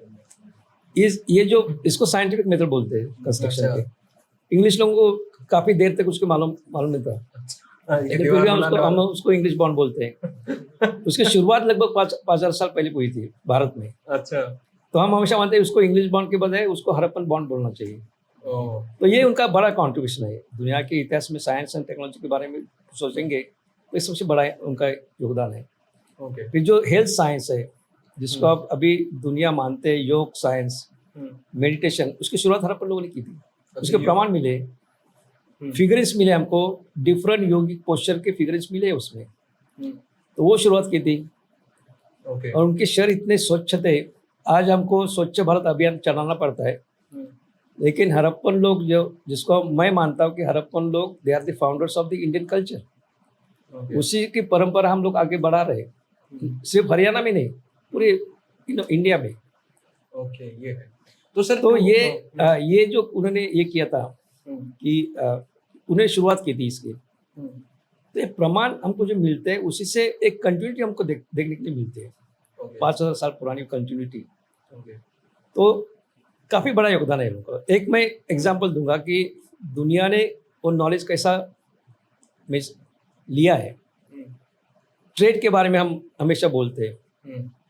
हड़प्पन लोगों ने क्या किया, उनके पास रिसोर्सेज बहुत कम थे, सब रिसोर्सेज हड़प्पन एरिया के बाहर थे, लेकिन उनके पास टेक्नोलॉजी थी। तो उन्होंने क्या किया, जो आजू बाजू के लोग थे, जो हड़प्पन एरिया के बाहर जो लोग थे, उसके साथ उन्होंने अच्छे संबंध जोड़े और उनसे जो चाहिए था रॉ मटेरियल उनसे लिया। हड़प्पन लोगों के पास टेक्नोलॉजी थी, अच्छा, उनके पास टेक्नोलॉजी थी, बिल्कुल बहुत बहुत एडवांस थे वो लोग। तो उन्होंने क्या किया, वो रॉ मटेरियल लेके आके उसको उन्होंने फिनिश प्रोडक्ट्स में उसको रूपांतर करते थे, और जिन लोगों से उन्होंने रॉ मटेरियल लिया उन्हीं को फिनिश गुड देते थे। इस प्रकार के उन्होंने अपना रेवेन्यू बढ़ाना शुरू किया। अच्छा, और एक स्टेज पे उनको लगा कि जो रेवेन्यू हम आपस में जो इंटरलैंड एरिया में करते हैं वो इनफ नहीं है, अभी भारत के बाहर जाना चाहिए हमको। तब फिर ईरान के साथ, ओमान के साथ उन्हें संबंध जोड़ा, और लिटरली उन लोगों को प्लंडर करते थे लोग, हड़प्पन लोग। इतने बड़े पैमाने पे वहाँ पे चीजें बेचते थे कि वहाँ से बड़े पैमाने पे रेवेन्यू आता था, और उसका उपयोग उन्होंने अपने प्रगति के लिए किया है। तो हड़प्पन ईस्ट इंडिया कंपनी होगी वो तो मैं हमेशा जब मैं लेक्चर देता हूँ हाँ, तो मैं हमेशा जापान का एक उल्लेख करता हूँ। मैं जापान में काफ़ी साल रहा हूँ, तो मैंने देखा हिरोशिमा नागासाकी पूरा डिस्ट्रॉय हुआ था सेकेंड वर्ल्ड वॉर में, और पूरे दुनिया को लगा कि Japan will never stand again, it will never rise. लेकिन जापान 15 साल में जापान ने अपनी प्रगति इतनी की कि they became world economic leader. 1964 में जब ओलंपिक्स किया उन्होंने, तब उन्होंने अपनी प्रगति शोकेस की दुनिया के सामने 15 साल में। 15 साल में, अमेजिंग। और उन्होंने जो ये मेथड अडॉप्ट किए थे, एग्जैक्टली हड़प्पन लोगों की जो मेथड थी वो अडॉप्ट किया उन्होंने। अच्छा, उनके पास टेक्नोलॉजी थी जापानीज के पास, लेकिन रिसोर्सेज नहीं थे। फिर जो डेवलपिंग कंट्रीज थी, इंडिया, चाइना, वो उस टाइम डेवलपिंग कंट्रीज थी, उससे बड़े पैमाने पे कच्चा माल लेके आते थे, प्रोसेस करते थे, और उन्हीं लोगों को पक्का माल उनको ये करते थे। इस प्रकार के उन्होंने अपना रेवेन्यू बढ़ा दिया है। तो और उसकी शिक्षा लेकिन पीछे 5 साल पीछे जाते हैं, शुरुआत वहाँ उस टाइम हुई थी। ओके, तो वो कॉन्सेप्ट उनका था, है वो कॉन्सेप्ट उनका था हड़प्पा का। बिल्कुल बिल्कुल। तो हम बोलते हैं कि उसका नॉलेज सिर्फ इंडिया में सीमित नहीं था, इंडिया के बाहर भी अक्रॉस द वर्ल्ड है वो। ओके, तो ये प्रमाण हम हमेशा देते हैं। ओके। तो सर ये 2000 BC में ये क्लाइमेट ड्राई होता है सारा का सारा, राइट, और इसका सभी सिविलाइजेशन में देखने को मिलता है, बिल्कुल, across the globe, across the waters. तो उसके बाद ही हड़प्पन सिविलाइजेशन एकदम से खत्म हो जाती है, ये क्या होता क्या है इसके साथ? देखिए, खत्म धीरे धीरे उसका ये होता है, जिसको हम डिक्लाइन बोलते हैं ना, तो डिक्लाइन धीरे धीरे होता है। 1900 BC के पास हमारे पास साइंटिफिक प्रमाण है कि क्लाइमेट पूरा ड्राई हो गया है।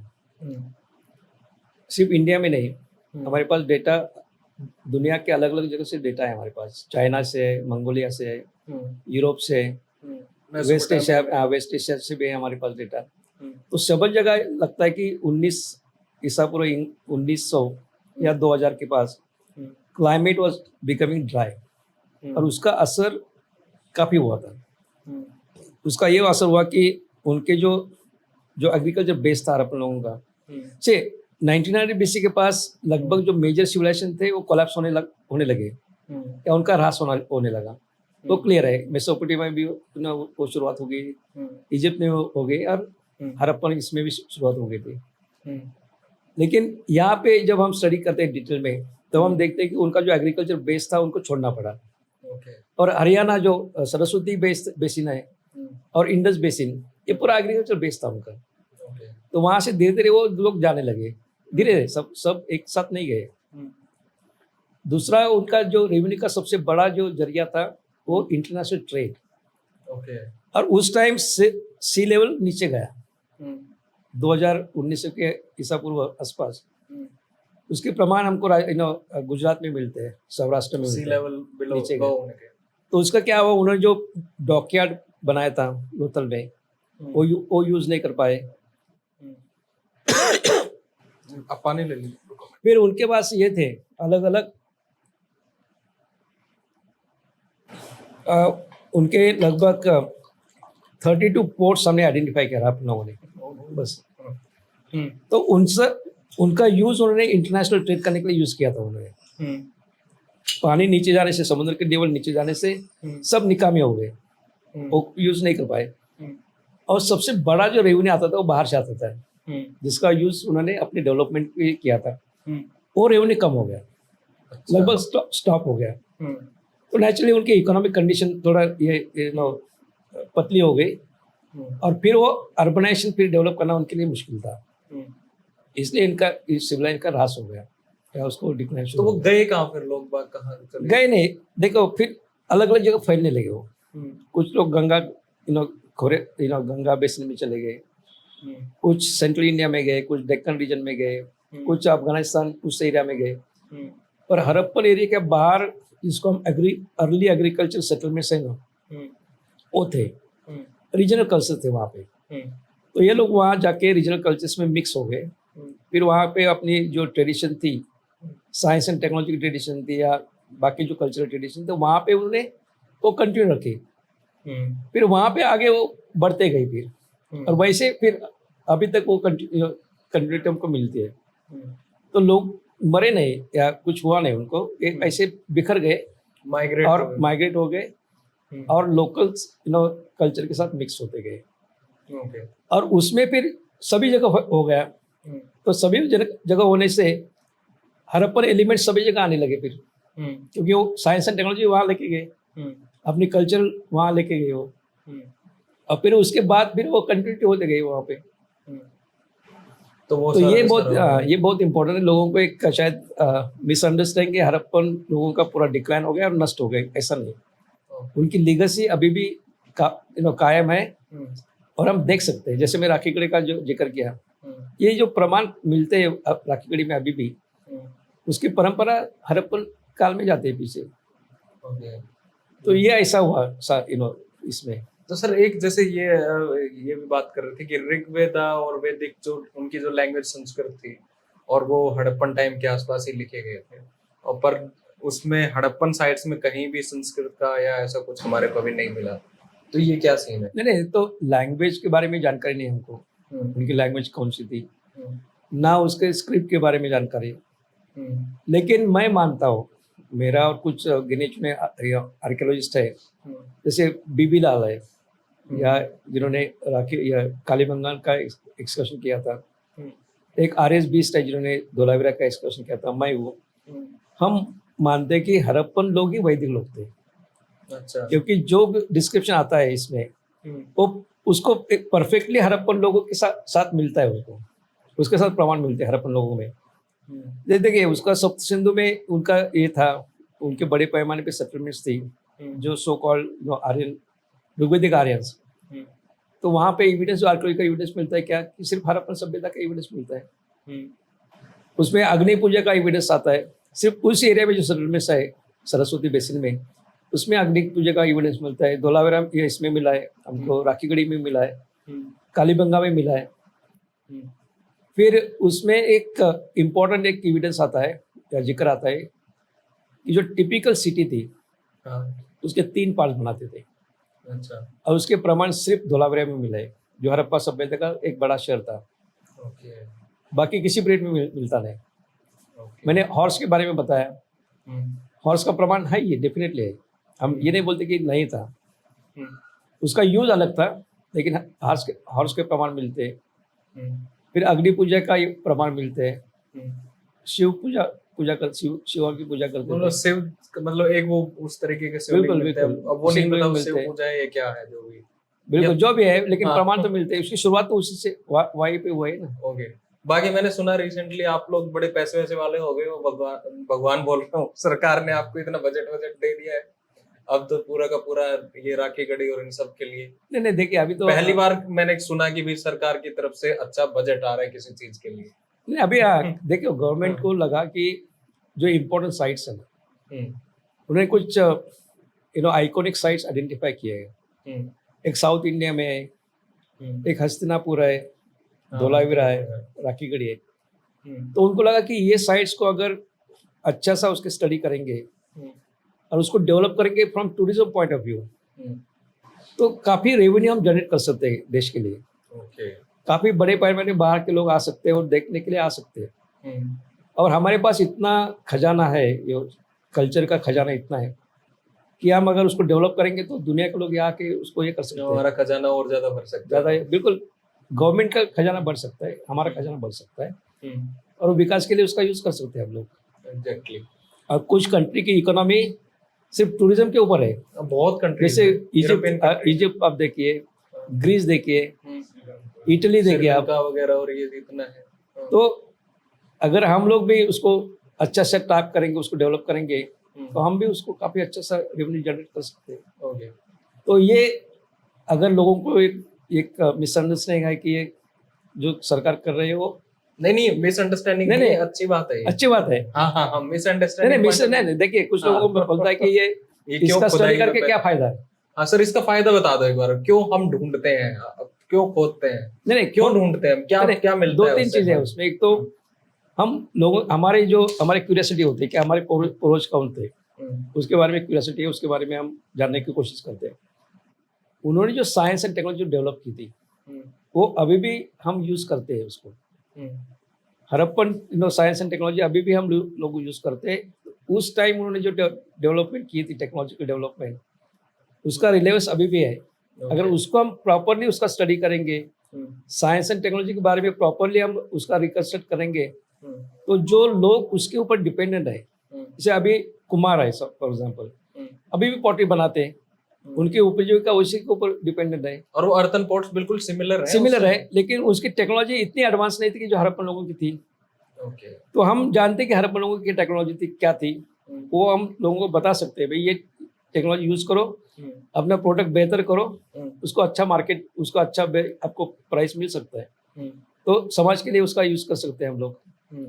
और जो हमने गलती की पिछले इसमें, तो गलती सुधारने का जरिया एक है कि हम हिस्ट्री से कुछ सीखे हम लोग। तो इसलिए आर्कियोलॉजी आर्कियोलॉजी बहुत इंपॉर्टेंट है, हर एक को करना चाहिए, करना चाहिए, इससे कम से कम जानना चाहिए हमारी हिस्ट्री क्या है, हमने क्या किया और हम अभी समाज के लिए क्या कर सकते हैं। तो इसके जरिए मैं एक एग्जांपल देता हूँ आपको कि कैसे हम उस टाइम की टेक्नोलॉजी अभी भी यूज कर सकते हैं। धोलावीरा में जो साइट है, वहाँ पे जो वाटर हार्वेस्टिंग और वाटर मैनेजमेंट का जो एविडेंस मिला है, रिजर्वायर बड़ा सा, रिजर्वायर दुनिया में यूनिक है। उस टाइम भी यूनिक था और अभी भी यूनिक है। और मैंने काफ़ी जगह मैंने उसका ये किया है कि इसको हम यूज़ करना चाहिए। धोलावीरा और रापर एक शहर है, 110 किलोमीटर दूरी पे, 110 किलोमीटर दूरी पे डिस्टेंस में सिर्फ 4 या 5 गांव है। और लोग वहाँ बस्ती इसलिए नहीं करते कि वहाँ पानी की कमतरता है। लेकिन हड़प्पन जो टेक्नोलॉजी थी वाटर हार्वेस्टिंग की, वाटर मैनेजमेंट की, अगर वो हर एक गांव में उस एरिया में डेवलप करेंगे हम, तो पूरा उसका विकास हो जाएगा, पूरा ग्रीनलैंड हो जाएगा, कायापलट हो जाएगा उसका। अच्छा। तो ये टेक्नोलॉजी हम यूज कर सकते हैं, और ये सिर्फ हम आर्कियोलॉजी से सीखे हम लोग। ओके। तो ये समाज के लिए यूजफुल है, ऐसा नहीं कि हम करते हुए गलत या सब ये। और टूरिज्म पॉइंट ऑफ व्यू से साइट डेवलप करके दुनिया के लोगों को हम अट्रैक्ट कर सकते हैं। वो तो बहुत अच्छी बात है सर, पर आपको लगता है हम लोग इतने अवेयर हैं अपने प्रिजर्वेशन के बारे में? अभी हो रहे हैं, अभी तो उस तरह देखिए, पहले क्या हुआ कि गवर्नमेंट का अभी उसके ऊपर ध्यान काफी है, तो उन्होंने भी इसके लिए अभी प्रयास कर रहा है कि एक बड़े पैमाने पे एक तो रिसर्च होना चाहिए और बड़े पैमाने पे साइट्स डेवलपमेंट होना चाहिए। जो अभी मरीटाइम म्यूजियम बना रहे, उसका प्राइस ये है कि हम लोग तो एक जगह पूरा 5000 साल पुराना, 5000 साल का मरीटाइम हिस्ट्री एक जगह हम दिखा सकते लोगों को, दुनिया के लोग वहाँ देखने के लिए आएंगे। ऐसी डेवलपमेंट होना चाहिए। राखीगढ़ी में म्यूजियम बनेगा जो बन रहा है, वो तैयार होने के बाद लोग काफ़ी बड़े पैमाने लोग आएंगे, क्योंकि उनको जानते हैं कि वहाँ जाने के बाद पूरी जानकारी मिल सकती है हमको। तो वहाँ स्टेट गवर्नमेंट कुछ फैसिलिटी बना सकते हैं, लोगों को भी उसका फायदा हो सकता है, वो अपनी छोटी छोटी इंडस्ट्री भी वहाँ पे लगा सकते हैं, चाय या रेस्टोरेंट बना सकते हो अपने, तो लोगों को फायदा भी हो सकता है। हाँ, वो तो एक वो मतलब एम्प्लॉयमेंट भी जनरेट हो सकती है। और सर एक चीज मैं भूल रहा था, याद है मेरे को कि बुद्धिस्ट साइट्स कौन से है हरियाणा में? जैसे अग्रोआ है, वो उसमें बुद्धिस्ट स्तूपा है, यमुना नगर के पास में है। राइट। वो कौन कौन से एरिया में है, कि बुद्धिस्ट इन्फ्लुएंस क्या रहा है हरियाणा में? बुद्धिस्ट बाद में काफी बुद्धिस्ट साइट्स, बुद्धिस्ट लगभग BC 6th सेंचुरी BC के बाद काफी जैसे इंडिया में काफी जगह बुद्धिस्ट सभ्यता का प्रसार हुआ, तो हरियाणा भी उसमें एक डेवलपमेंट हो रहा था वहाँ पे भी, उसके प्रमाण काफी मिलते हैं। तो ये पूरी इंडिया में डेवलपमेंट होते है, सब पूरे साउथ इंडिया से लेके तमिलनाडु से लेके पूरा कश्मीर तक। कश्मीर में भी काफी बड़े पैमाने पे बुद्धिस्ट साइट्स मिले। हाँ, कश्मीर में भी है। वो हरवन वगैरह साइट्स हैं जहाँ पे ये कनिष्का ने एक कॉन्फ्रेंस की थी। अच्छा, वहाँ पे हरवन। अच्छा, तो पूरे इंडिया में उसका प्रसार हुआ था। अच्छा, अच्छा, अच्छा, सभी जगह, और उसको रॉयल पेट्रोनेज मिला था ना सभी जगह। हाँ, मिला होगा, इसलिए उसको उसका बड़े पैमाने प्रसार हुआ था। ओके। बाकी जैन का भी हुआ था, जैन सभ्यता का भी अच्छा, प्रसार जैन हुआ का था। भी। बिल्कुल बिल्कुल। बाकी सर एक चीज तो आपने महसूस की होगी, एक्सपीरियंस की होगी कि हरियाणा मतलब एक वो जगह है कि जिसको कहते हैं लैंड ऑफ रिप्लाईज, मतलब हाथों हाथ रिप्लाई करना।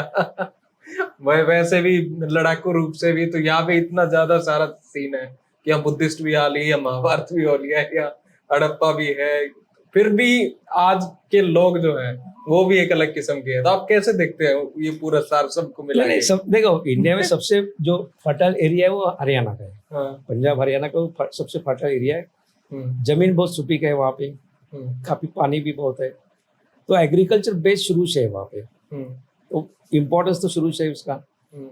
और वहाँ पे अलग अलग सभ्य का मिलाप हुआ है। बुद्धिस्ट भी वहाँ आ गए, जैन भी गए, फिर मुगल भी आ गए वहाँ पे। ब्रिटिश लोगों ने भी उस पे काफी बड़े पैमाने पे लड़ाई की। तो वो जानते थे कि बहुत इंपॉर्टेंट एरिया है, not from point of view of agriculture से है ही, लेकिन जैसे आपने खेती का जिक्र किया, वो भी रिसोर्सेस नजदीक है उसके पास। आजू बाजू में जो आपका तोशाम हिल्स है उसमें भी काफी रिसोर्सेस है। तोशाम, हाँ, हमारे पास में है तो वो सब खजाना वहाँ पे है इतना बड़े पैमाने पे। और वहाँ की शुरुआत है, हमारी सभ्यता की शुरुआत वहाँ पे। अच्छा, हरियाणा से। बिल्कुल। लेकिन मेरा जो एक्सपीरियंस है, जो हरियाणा लोग मैं टाइटल यही लगाऊंगा सर कि हरियाणा से सभ्यता की शुरुआत हुई। बिल्कुल। लेकिन मेरा जो एक्सपीरियंस है कि लोगों को लगता है जब आप बोलते हैं ना हरियाणा के लोग, तो ऊंचे आवाज में बोलते हैं, लोगों को लगता है ये झगड़ा कर रहे हैं, लेकिन झगड़ा नहीं, वो तो उनकी टोन, उनका टोन ही वैसा है।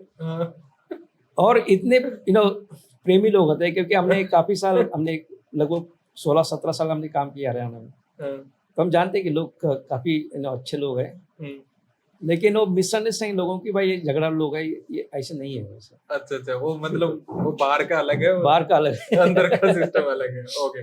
आखिरी क्वेश्चन सर, मेरे गांव भिवानी के पास में, जैसे मैं अभी आपसे डिस्कस कर रहा था, वहां पे भी मतलब कुछ भी एक्सक्वेशन तो होता ही नहीं है, मतलब एक्सक्वेशन के नाम पे नहरें खुदती है, कुएं खुदते हैं हरियाणा में, तो वहां पे भी अभी मैंने बोला कि आपने मैंने आपको दिखाया मूर्तियां मिलती हैं, कोई सिक्के मिलते हैं बगल में, तो ये क्या है? नहीं, वहाँ पे काफी आर्कियोलॉजिकल साइट्स है वहाँ पे, क्योंकि आपको ठिकरा भी मिलता है वहाँ पे। हाँ। और उसके बाद में मंदिर का भी एविडेंस मिलता है। हाँ। तो काफी इंपॉर्टेंट एरिया है। तो हमने बोला कि हमारा एक स्टूडेंट है, भिवानी का स्टूडेंट है, प्रोफेसर नरेंद्र परमार, वो महेंद्र नगर सेंट्रल यूनिवर्सिटी में पढ़ाता है आर्कियोलॉजी। अच्छा। तो उसको मैं आपका नंबर दूंगा, आप उनको बुला के, मैं कभी जाऊंगा तो मैं भी देखूंगा। मोस्ट वेलकम सर आपका। हाँ, लेकिन उसको शुरुआत करना चाहिए, वो पूरा उसका स्टडी करके आपका गांव की पूरी हिस्ट्री क्या है वो सब निकाल के दे सकते हैं। अच्छा, पूरा का पूरा तो ये होना चाहिए। जैसे आप लोग, ये इम्पोर्टेंट है कि आप अभी कल्चर के बारे में थोड़ा सतर्क हो गए आप लोग। ऐसे अलग और लोग हो जाएंगे, तो ये कुछ चीजें जैसे है, आपने बताया मंदिर का एविडेंस मिलता है या ठिकरा मिलता है, अगर ये हमारे निर्देशन में आएगा तो हम जाके वहाँ स्टडी कर सकते हैं। मिस पर्सनली मैं नहीं खुद जाऊंगा, लेकिन हमारा स्टूडेंट है, कम्युनिटी है, वहाँ जाके स्टडी कर सकते हैं।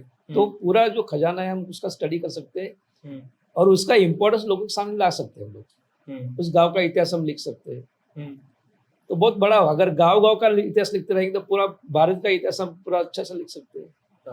ये तो है। Okay sir, then thank you so much for coming. Thank you so much, काफी अच्छा लगा आपसे बात करके। बहुत अच्छा लगा आपसे, और ये ऐसे ही काम करते रहे। हमारे सभ्यता का ये जो है ना नॉलेज है, लोगों तक बांटते रहे आप। All your blessing sir. Okay, cut. Thank you.